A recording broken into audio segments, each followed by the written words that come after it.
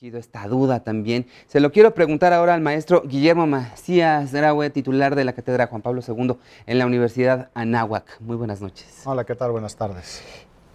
¿Será que solamente los impíos... Digo, estamos en el siglo XXI y hablar de una pureza virginal yo creo que es hablar como de cuento de hadas? Pues el rubio rabí de Galilea ya lo dijo, ¿no? El que no tenga pecado que tire la primera piedra. Entonces, habría que ver. ¿Cómo entender esto?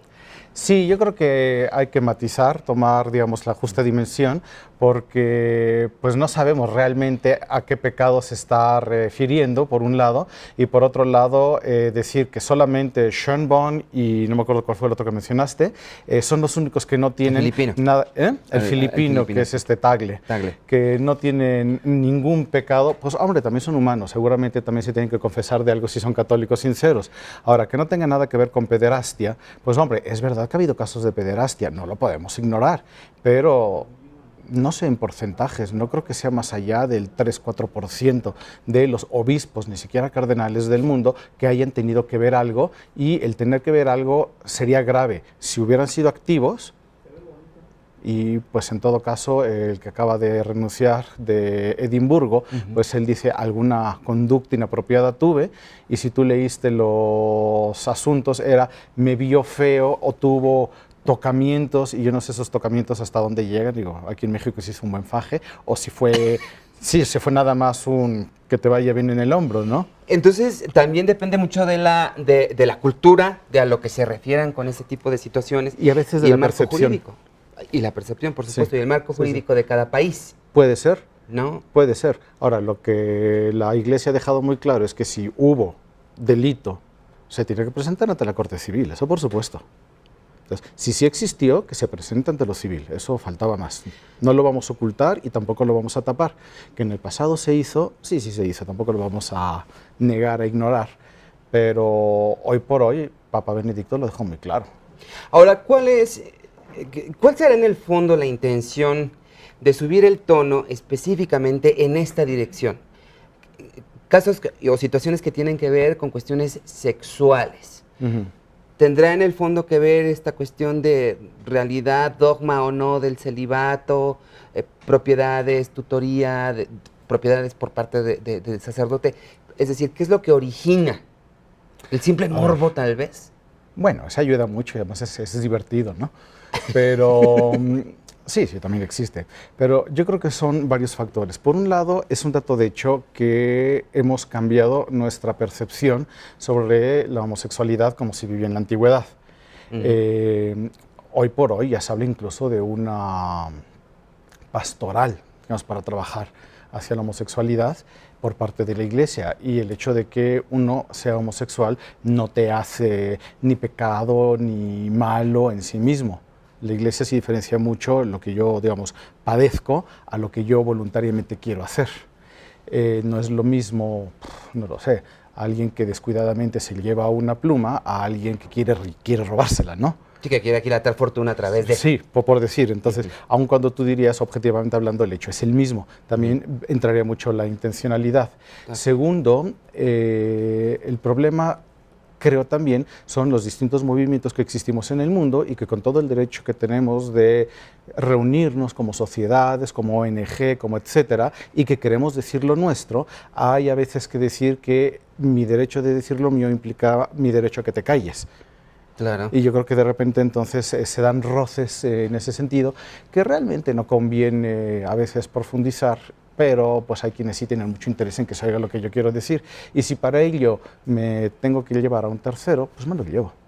Sin embargo, esto sí le está pasando una factura elevada a la Iglesia, sí. Católica, ¿no? Y ¿Te parece que también si volvemos con esto después del corte? Sí, por supuesto. No se vaya.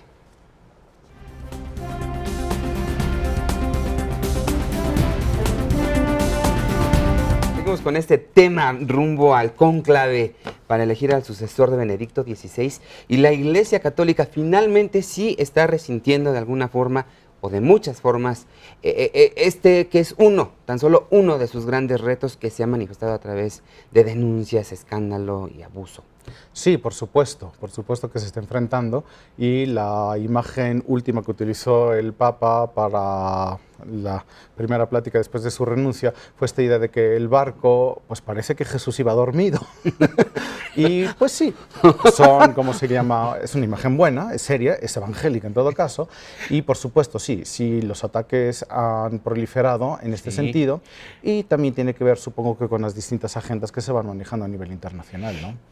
Hablábamos en el corte precisamente de esto de las agendas, y yo pues me atreví a comentar que sin el afán de menospreciar o enaltecer bajo ninguna circunstancia o hacer diferencias peyorativas, pero sí depende mucho la percepción, por ejemplo, que del tema se tenga en países como El Salvador, como Brasil, como México, como Estados Unidos o algún país africano. Y tú nos decías, es que sí hay diferencias en la agenda. ¿Cuáles son? Sí, Mario, mira, has dicho una cosa que es fuerte como una catedral. Ciertamente están las leyes locales, y habría que ver si el hecho que están atacando tiene que ver con la ley local o no. También, por supuesto, la Iglesia tiene su propia normatividad. Entonces, en este sentido, la Iglesia tiene que cuidar que se vigilen las dos, por un lado. Por otro lado, está quien maneja una agenda distinta, digamos, como contradicción en términos, y que muchas veces va a aprovechar por cuestión de percepciones o por cuestión de cultura local a alguna de estas cuestiones para engrandecerlo. Al final sí creo que es un problema de proporcionalidad. ¿Los medios tenemos mucha responsabilidad en esto? ¿En el manejo? Hasta cierto punto, los medios tienen la obligación de informar, pero lo que también tenemos que reconocer es que cada medio también tiene su propia filosofía, su propia manera de pensar. Entonces tú puedes ver la misma noticia, muchas veces sacada directamente del sistema de información del Vaticano, reconocer las palabras, pero depende cómo le doy yo la introducción, cuál va a ser la percepción de la noticia que yo recibo. Y eso, por supuesto, puede existir. Entonces, sí creo que a veces es por eso bueno conocer 2 o 3 medios de distintos extremos para que uno pueda tener una conclusión propia. El problema es que tengas el tiempo. La noticia puede ser la misma. Exacto, pero en este caso de percepciones, quizás un ejemplo burdo, pero no es lo mismo hablar del desvío de fondos que se tuvo en algún momento con el Banco Vaticano que de esto que afecta directamente a seres humanos. Bueno, sí. Sí, afecta directamente a la persona en cuanto tal. Lo otro podrías decir solamente su economía, y también si hubo desvíos o si hubo lavados de dinero, eso se debería de investigar y dar datos duros. Es decir, fueron tantos. Habría que ver también hasta dónde va, porque si de repente lee uno algunas de las denuncias y son términos muy genéricos. Por ejemplo, ¿qué significa la palabra tocamientos? Sí. Es tan genérico que yo no sé hasta dónde llega, o dependiendo de la cultura. Los italianos, por ejemplo, son mucho más tocones que los alemanes. Claro. Los alemanes mantienen... cuestión cultural. Sí. Un alemán necesita un espacio de medio metro entre los dos, y 2 italianos necesitan pues estar casi pegaditos. Y se tocan más que nosotros. Guillermo, ya nos están diciendo que se nos acabó el tiempo. Yo te agradezco muchísimo que hayas venido. Y ojalá tengamos la oportunidad de profundizar cada vez más en estos temas, sobre todo ahora que necesitamos tener muchas referencias para entender qué es lo que está pasando en Vaticano. Sí, y también para ver quién es el nuevo y cómo funciona. Así es. Muchísimas gracias por habernos acompañado.